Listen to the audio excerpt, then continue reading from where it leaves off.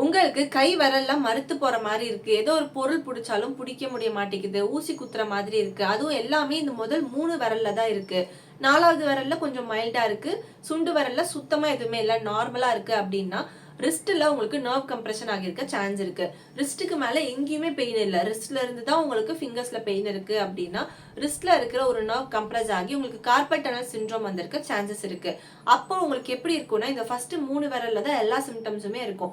உங்களுக்கு இருக்கிற பெயினா இருக்கட்டும், நம்னஸா இருக்கட்டும், இந்த ஊசி குத்துற மாதிரி இருக்கிறது, கிரிப் இல்லாம இருக்கிறது, எந்த ஒரு பொருள் பிடிக்க முடியாம இருக்கிறது, இது எல்லாமே உங்களுக்கு ஃபர்ஸ்ட் 3 விரல்ல இருக்கும். 4வது விரல் மோதிர விரல்ல மைல்டா தான் இருக்கும் சிம்டம்ஸ். கடைசி வரல சுத்தமா சிம்டம்ஸே இருக்காது.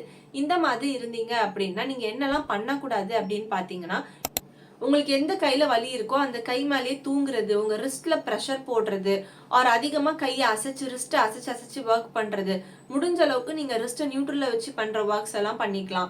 அதே மாதிரி எப்போ உங்களுக்கு நைட் பெயினோ நம்னஸோ இருந்தாலோ இது எந்த சிம்டம்ஸுமே மைல்டா ஸ்டார்ட் ஆனாலுமே இமீடியட்டா நீங்க போய் செக் பண்ணிட்டீங்கன்னா சீக்கிரமாவே சரி பண்ணிடலாம். It's me Harini RS physiotherapist.